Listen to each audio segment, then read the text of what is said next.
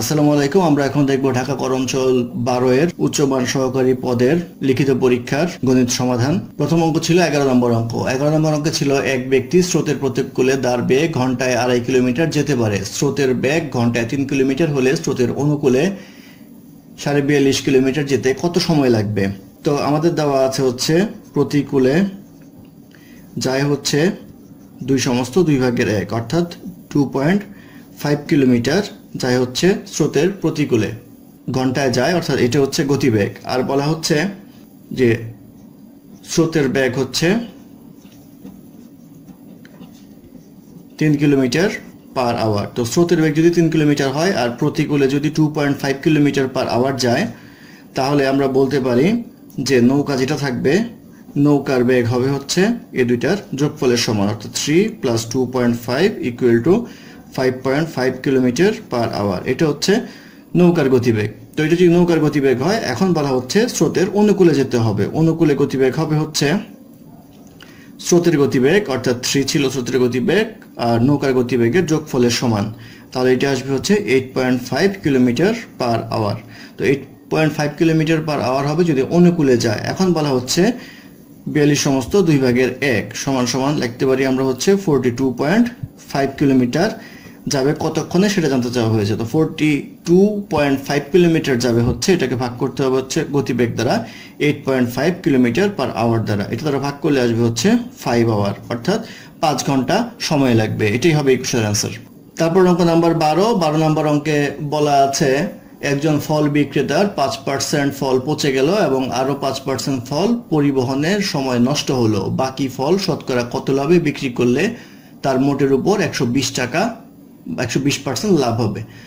অর্থাৎ ধরে নেই ফলের ক্রয় মূল্য হচ্ছে 100 টাকা, তার থেকে 5% ফল পচে গেল আর 5% ফল হচ্ছে নষ্ট হলো। তাহলে তার কাছে আছে হচ্ছে 90 টাকার ফল, অর্থাৎ 90 টাকার ফল তার লাভ করতে হবে হচ্ছে মোটের উপরে 20%, অর্থাৎ 100 টাকার যদি সে ক্রয় মূল্য থাকতো এবং ফল যদি এরকম নষ্ট না হতো, পচে না যেত, তাহলে সেটা সে বিক্রি করতো 20% লাভে, অর্থাৎ 120 টাকা সে বিক্রি করতো। তাহলে এখন তার বিক্রি করতে হবে হচ্ছে 90 টাকার ফল বিক্রি করতে হবে হচ্ছে 120 টাকা।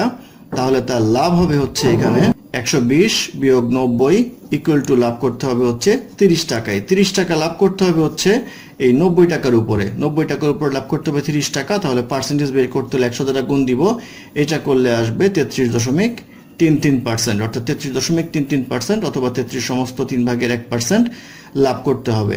এটি হবে এই কোশ্চেনের আনসার। তারপর অঙ্ক নাম্বার 13তে বলা আছে x = 3 + 1/x হলে প্রমাণ করো যে x⁴ = 119 - 1/x⁴। তো এটা যদি আমরা করি তাহলে লিখতে পারবো x - 1/x = 3। এখন উভয় পক্ষে বর্গ করলে পাবো x - 1/x² = 3² = লেখা যায় 9। এটাকে লেখা যায় হচ্ছে a² + b² - 2x × 1/x, অর্থাৎ a² - 2ab + b² = লেখা যায় 9। বা এইটাকে লিখতে পারবো আমরা x² + 1/x²। এই x কাটা -2 কে এই পাশে নিয়ে গেলে হবে +2 = 11 আসবে। এটাকে আবার উভয় পক্ষে বর্গ করব। উভয় পক্ষে বর্গ করলে লিখতে পারবো x² + 1/x² = 11²। বা এটাকে লেখা যাবে হচ্ছে x⁴ + 1/x⁴ plus 2 × a + b² এর সূত্র a² + 2ab + b² = হবে 121। বা এটা আসবে x⁴ + 1/x⁴ = 121। এটা কাটা যাবে, থাকবে হচ্ছে 2, এই 2টা মাইনাস হয়ে আসবে, = 119 লেখা যায়। বা এটাকে লিখতে পারবো হচ্ছে x⁴ = 119 - 1/x⁴।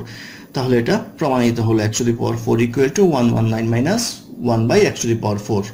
তারপর অঙ্ক নাম্বার 14তে বলা আছে উৎপাদককে বিশ্লেষণ করো। x² + ax - 3a - 2 × 4a - 2।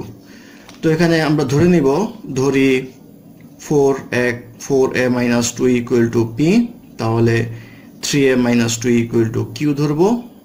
তাহলে আমরা এটা থেকে একটা বিয়োগ করলে a = লিখতে পারবো p - q। এখন এই এর মানটা আমরা এখানে বসাবো। তাহলে x² + p - q, অর্থাৎ এর জায়গায় আমরা p - q লিখতে পারবো, x - ওইটা হচ্ছে q ইন্টু পি, অর্থাৎ 3a মাইনাস 2 ধরেছিলাম হচ্ছে কিউ আর 4a মাইনাস 2 হচ্ছে পি। এখান থেকে করা যায় x square plus p x minus q x minus p q equal to x plus p minus q common নিলে x plus p equal to লেখা যায় x plus p into x minus Q.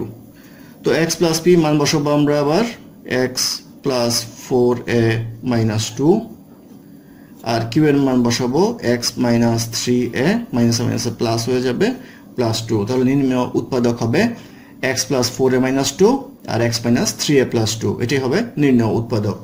ধন্যবাদ আমার সাথে থাকার জন্য। আমাদের চ্যানেলটি ভালো লাগলে অবশ্যই সাবস্ক্রাইব করবেন, লাইক কমেন্ট এবং শেয়ার করবেন এবং অঙ্কে কোনো সমস্যা থাকলে আমাদের কমেন্টে জানাবেন, আমরা চেষ্টা করব সেটা সমাধান দেওয়ার জন্য। ধন্যবাদ।